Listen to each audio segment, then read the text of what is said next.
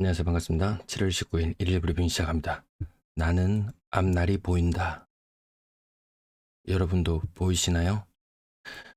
자, 재구 출생아수 기준으로 제가 학생수 이거 추계를 했었죠. 네, 7년 후 미래까지는 확정되어 있다는 말씀을 드렸고요. 학생수가 많이 줄었다 이야기해도 별로 잘 실감을 못 하시는 분들도 계실 겁니다. 2023년 혹은 2024년 기준으로 학생수가 본격적인 감소 구간에 접어듭니다. 그전에는 뭐 요즘 애들 별로 없네, 애들 보기가 왜 이렇게 힘드냐 이런 이야기 하는 분도 계실 거고, 어디는 또 과밀로 미어 터진다고 하는 데도 있을 거고, 그래서 그 오히려 미어 터진다고 하는 동네 쪽 사람들은 다른 곳 현실을 보기는 더 힘들지 않을까 싶습니다. 다가오는 10년, 지금 25년 학생 수 10만 6천 명, 2035년 학생 수 5만 6천 명. 일단 2031년까지는 무조건 확정입니다. 무조건. 출생아 수가 딱 정해져 있었기 때문에 요것도 몇 년 지나면 제가 다시 자료를 조금 수정하도록 할게요. 미래가 보이십니까? 25년도 초등학교 2개가 통폐합된다는 뉴스가 나왔습니다. 대구 기준으로. 2026년도는 어떨까요? 점점 가속화됩니다. 학생 수가 절반으로 줄어들어 버리는 상황이기 때문에 제가 학교 3개 중에 1개는 사라질 거다. 이런 말씀 드렸습니다. 10년 내로. 뭐 초품화 그랬던 것들, 그 매력이 뭡니까? 학교가 가깝다는 거. 근데 학교가 가까우면 뭐합니까? 거기에 살고 있던 사람들이 아이들을 다 키워버리고 이제 노인들만 덩그러니 남아있고 초등학교 없습니다. 야, 그럼 이제 요푸마 이렇게 이야기가 나올지도 모르겠습니다. 네, 요양원을 품은 아파트. 이게 일본의 사례거든요. 그대로 있었던 일이거든요. 자기 딸내미 손잡고 이 학교 발에다 줬던 게 엊그제 같은데, 자기가 이제 휠체어를 타고 요양원에서 생활하고 있는 모습, 그 일본에서 비춰줬던 모습입니다. 지금 초등학교 폐교되는 곳, 딱히 활용 방안을 찾지를 못해요. 답은 정해져 있는 것 같습니다. 아파트, SBS 방송 요건데요. 미래의 재건축은 어렵다고 라는 이야기인데요. 서울 상계동 아파트 5층짜리 같았습니다. 1, 2, 3, 4. 4층짜리인가 5층짜리인가. 네. 옛날에 뭐 주공 아파트 이런 거 지었는 거 막 흔해 빠졌었잖아요. 이런 아파트들. 30평대로 갔을 때 아마 24평에서 30평대 뭐 갔을 때 분담금 6억 7억. 지금 제 영상의 댓글 이틀 연장으로 낙원 아파트 어때요? 라는 그 댓글이 있었습니다. 처음 보는 아이디라서 제가 댓글을 달지는 않았었는데요. 분담금 많이 내라 그러겠죠. 분담금. 이런 낙원 아파트 이게 4층 뭐 5층 아무튼 그렇게 되는 저층 주거 단지로 알고 있는데요. 가격이 뭐 한 24평 요런 게 한창 때 한 3억 5천까지 갔었나요? 여기에다가 분담금을 다시 고층으로 올리면 그래도 한 2, 3억 내라 안 그러겠어요? 2, 3억 가지고 해결 안 될 것 같은데 3, 4억 내라고 할래나? 그래도 저층이니까 고층 아파트가 들어선다면 그래도 한 3억 안쪽으로 막는다고 해도, 이거 뭐 투자 건다고 뭐 한다고 이렇게 들어왔던 분들도 다 같이 나이를 많이 먹어버렸습니다. 그러면 이거 재건축할 때 내가 돈 내야지 하고 그 몇 년 수년의 세월 동안 돈을 3억 4억을 모을 수 있는 사람이 있나요? 맞다, 또 대출 받으면 되지. 나이는 어떡하고요? 예전에 있던 분들 점점 이 나이가 같이 들어가면은 아이고 그 돈 주고 굳이 해야 되나?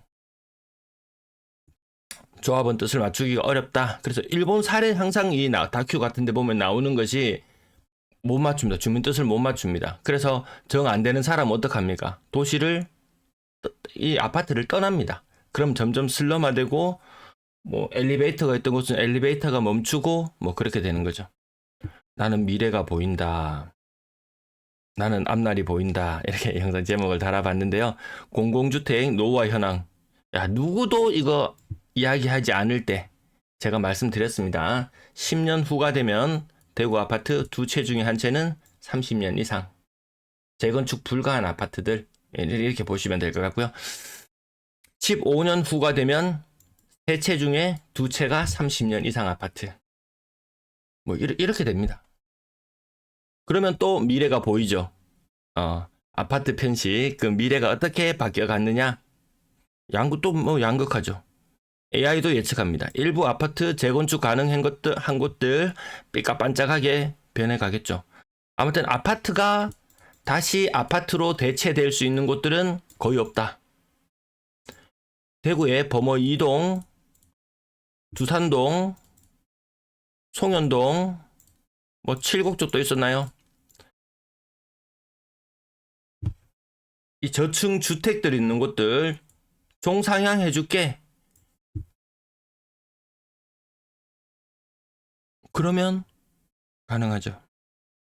이런 것들은 오히려 아파트가 아파트로 대체되는 것보다 더 빠를 수 있다.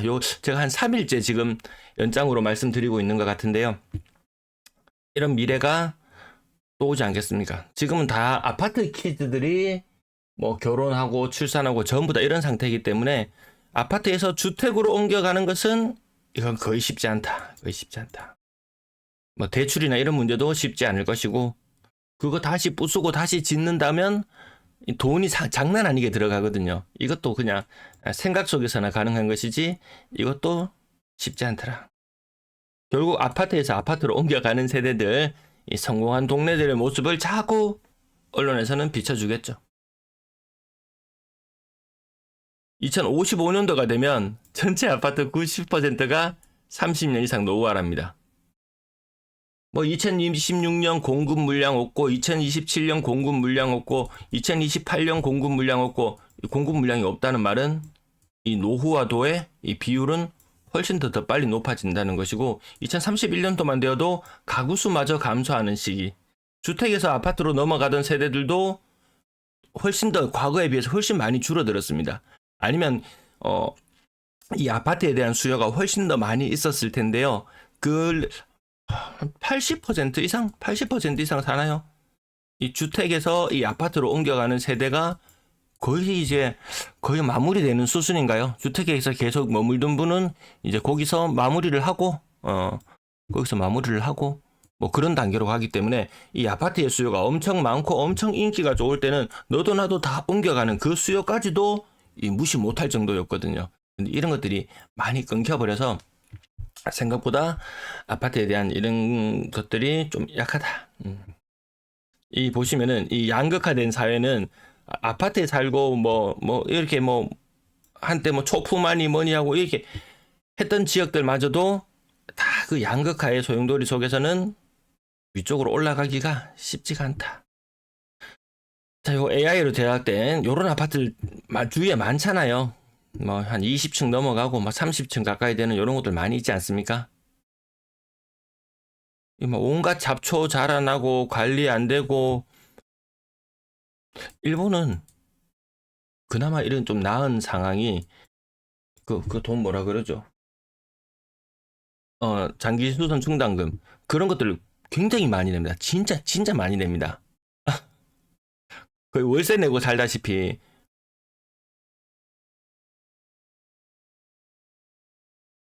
이걸 굉장히 많이 부담하거든요. 우리는 이거 얼마 부담하지도 않잖아요. 이거 관리하는 것들이 점점 문제가 되고 있죠. 2055년 미래의 모습. 이 정도까지야 되겠나? 근데 이런 아파트 한 절반 정도 비어버리고 공용 엘리베이터가 멈춰버리고, 너무 극단적인가요?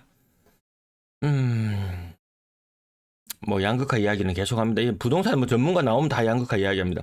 자산 시장 어느 분야에도 양극화 안 심한 곳은 없는 것 같습니다. 재건축을 통해서 확보할 수 있는 지역, 그 외에는 힘들다. 유지 보수하는데도 생각보다 돈을 많이 모아놔야 되는데 그렇지는 못했다. 뭐 해봐야 페인트 칠 한번 하고 뭐 장비 좀 밑에 거 좀 뭐 전력 설비 좀 갈아주고 뭐 있습니까?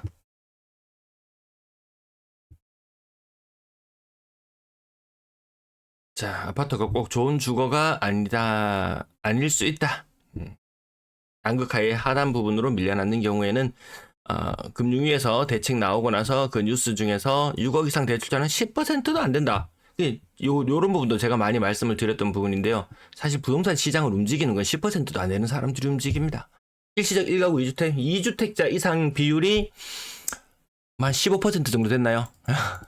원래 돈 많은 뭐 3주택자 이상들도 또 많이 있겠지만 2주택자 이상 비율까지 해봐야 전부 다 니도 한 개 나도 한 개 다 가지고 있고 뭐 지나가는 개도 분양권을 물고 다닌다고 이야기하는 시절도 있었지만 사실상 2주택 이상을 보유하고 있는 사람의 비율은 15% 정도밖에 되지 않습니다. 그 중에서도 대다수는 갈아타기 용도로 임시로 2주택을 가지고 있는 경우들이 또 굉장히 많습니다. 그래서 사실상 부동산 시장을 움직이는 건 한 10%도 안 되는 사람들이 움직이는데 10%도 안 돼 이렇게 말했지만 이 움직이는 거 거의 힘들어졌다는 말이죠.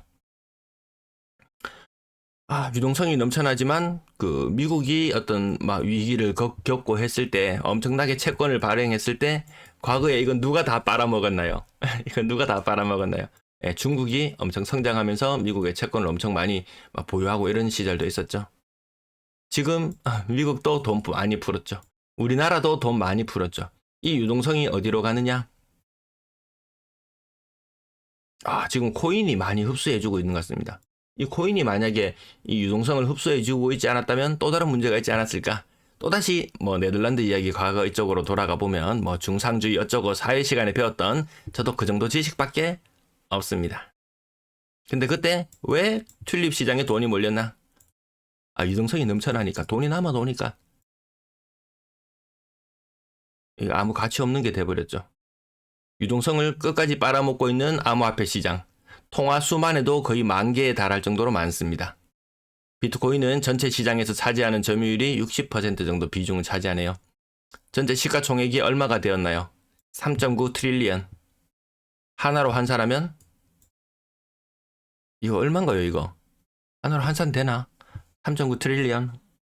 5천조? 5천조? 불과 제가 방송을 영상을 찍는 그 이전의 영상들에서도 이 암호화폐 전체 시가총액을 이야기하던 시절이 있었는데요. 그때는 말도 안 된다. 암호화폐 시장이 무슨 삼성전자 시가총액하고 맞먹냐 이랬는데 그랬던 이 암호화폐 시장의 규모가 얼마나 커졌냐면 3.9 트릴리언. 이 숫자를 딱 듣는 순간 떠오르는 것이 있습니까?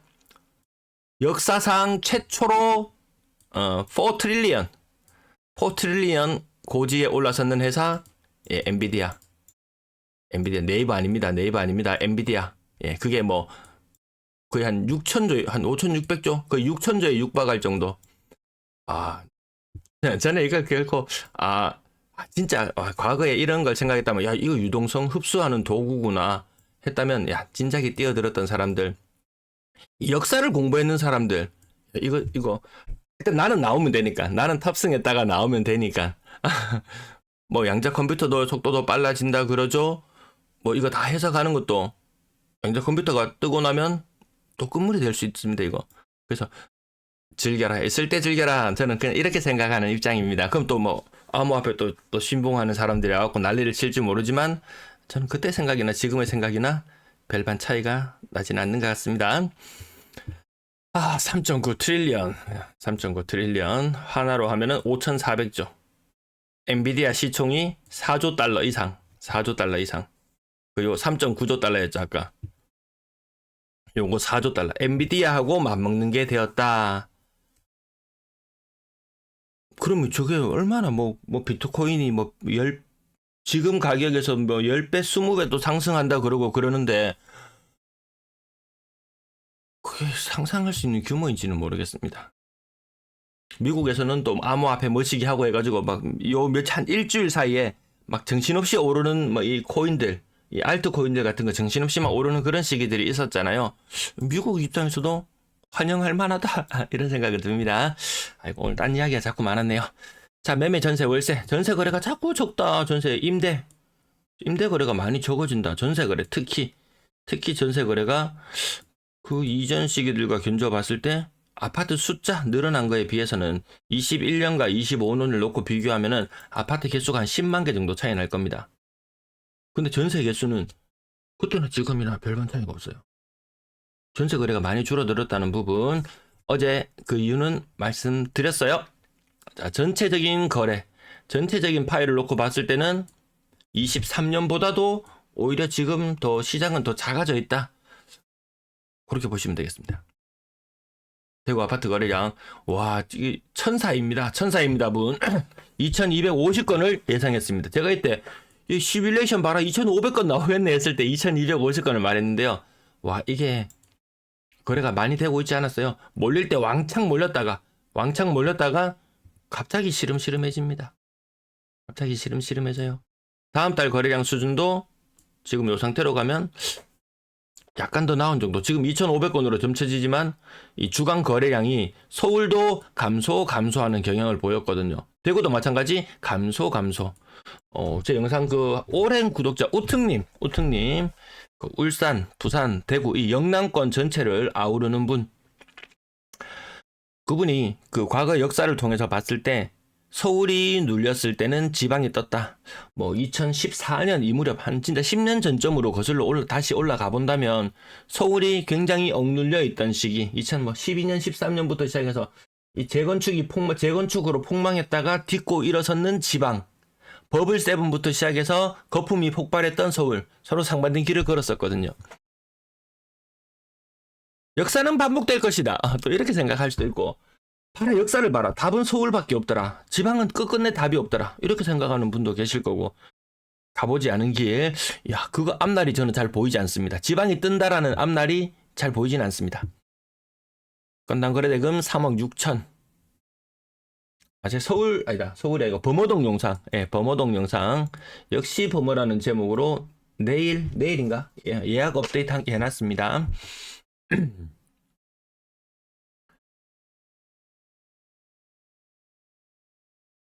자, 실거래 가격 짚어볼게요. 힐스테이트 범어 15억 넘어서 거래됐다는 썰도 있었고, W도 뭐 16억 거래됐다는 썰도 있었고, 이거 인터넷 게시판에 막 쓰는 사람들이 있잖아요.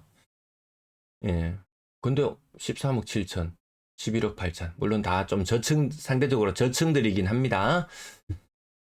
15억 넘을 수 있죠. 근데 넘고 나서 이야기가 됩니다. 나중에 그 뭐 특사경 뭐 이런 얘기 나오잖아요. 무서워요. 저는 그래서 말도 함부로 못합니다. 있는 이야기를 하고 썰은 썰이라고 이야기하고 소설은 소설이라고 이야기하고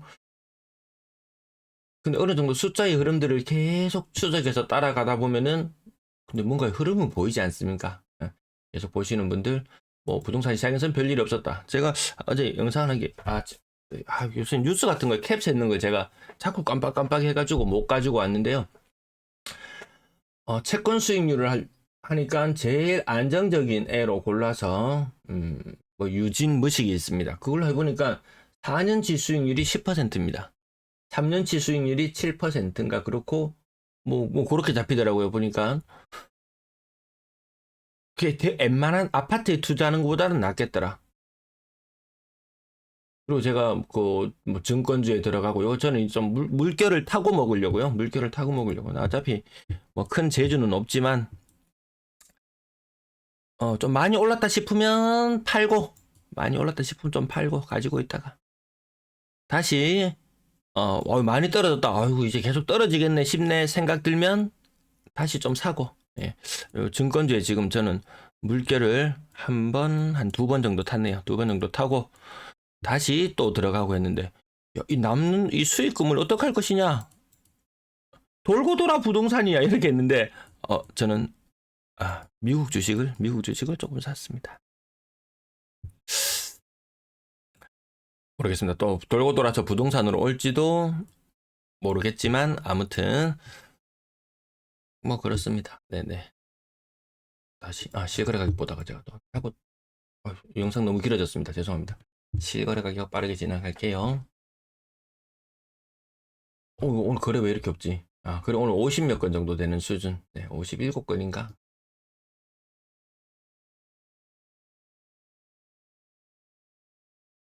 제가 3억 이하 혹은 2억 이하 아파트들 많이 언급하면서 아니면 이렇게 연식이 오래된 것들 언급하면서 이거 과연 나중에 어떻게 될 것인가? 그래 오늘 좀 덜 읽고 지나가겠습니다. 1,000만 원대 약간 더 올랐고 아니고 하여튼 지난 2년의 역사를 통해서 봤을 때는 수익률 가장 잘 골랐을 때 정말 10%. 근데 가장 잘 골랐던 거 빼고 바로 그 다음은 5%뭐 이런 식으로 수익률이 연간 수익률은 그렇게 크지 않습니다. 이 평당 1,000만 원대의 아파트 뭐 아시는 분들은 아시겠지만 이게 진짜 7년 8년 심지어 어떤 아파트는 지금 28년 아니죠. 지금 25년. 네. 심지어 7년 8년 전 가격인 것들이 대다수고 상당수고 대다수는 상당수고 어떤 것은 심지어 10년 전 가격하고 똑같더라. 10년 전 사용 가치가 있으니까 또 이렇게 이야기하면 뭐 아파트를 사용 가치만 보고 하는 건 아니잖아요. 자, 자꾸 그렇게 끌어다 붙이면 서로 대화도 안 되고 답도 없는 상황. 예. 10년 전에 내가 뭐 월성 푸르지오 30평을 3억 6천 주고 샀다. 이거 가격이 이게 다 안 찍히는 게 있어가지고요. 아이고, 파트 투미 들어가서 실거래 한 10년 전가 한번 10년 전 가격이랑 비슷한 거 있나 한번 봅시다. 달서구의 우방 드림시티 한번 볼까요? 우방 드림시티 요 매매 이력 한번 봅시다. 지금 가격이 2억 6천. 이거 타입이 전체로 보지 말고 59제곱미터 전용 59제곱미터 2억 5천 6천 거래되잖아요. 이 시즌 25년도에 많이 가봅시다. 2022년도에도 2억 5천 6천 2억 5천 6천 자 21년도 3억 7천 3억 7천에 샀는 사람은 지금 2억 6천이 되었을 때 그래도 사용 가치가 있잖아. 그렇게 이야기할 수 있습니까? 2억 5천, 2억 6천에 사서 현재 2억 6천이 되었다. 3년 전? 3년 전. 2년 전으로 거슬러 가봅시다. 2년 전에 23년도에 집값 많이 빠졌을 때 그때 당시에 뭐 2억 6천에 사서 지금 2억 6천 그대로 다시 거래되는 실정이다. 남들은 2년 동안 은행이나 채권이 가장 안정적인 제 투자 수단을 기준으로 말씀드립니다. 2억 6천. 그러면 2억 6천을 묶여놨다. 2년 동안. 이자율을 2번 먹어서 한 6% 먹었다. 1,몇백만 원. 월세 살았는 거나 사용 가치나 똑같았다고 보면 되겠네요. 요런데 월세 60만 원 할래나? 뭐 그 돈 얼추 비슷해 보입니다. 근데 아파트는 자꾸 늙어가고 있더라는 거죠. 자, 2억 6천 가격 언제까지? 2018년도 2억 5천 6천 있습니다. 2017년도 2억 6천 요때 이제 2억 2천 정도 수준에서 2017년도 2억 2천 수준. 2016년도에도 2억 6천 있습니다. 고층 기준으로 2015년도에 2억 5천 있습니다. 2015년도에 2억 5천 있어요. 자, 10년 지났습니다. 800만 원 올랐습니다. 10년 전 가격이나 지금 가격이나 똑같습니다. 10년 전에 비트코인을 살았더라면 그런 건 없으시죠?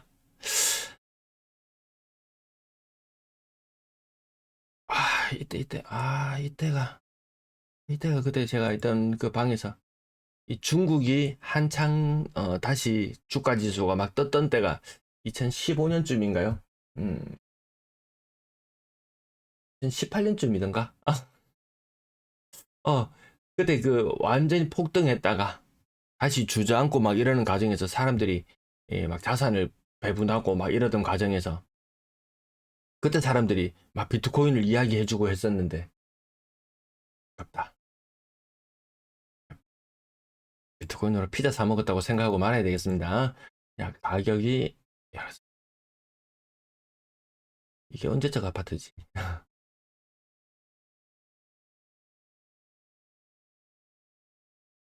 우와.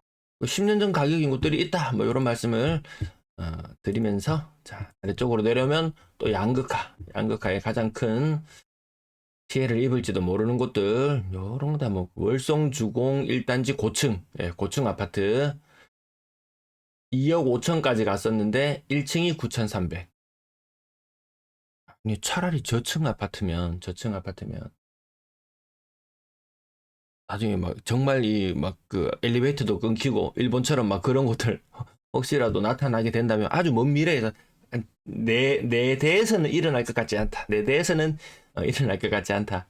차라리 저층 아파트가 낫지 않겠냐. 뭐 이런 생각이 들 정도입니다. 오늘 너무 길어졌습니다. 오늘도 시청해 주셔서 대단히 감사합니다. 이 부분 보고 마칠게요. 왜 이렇게 길어졌지?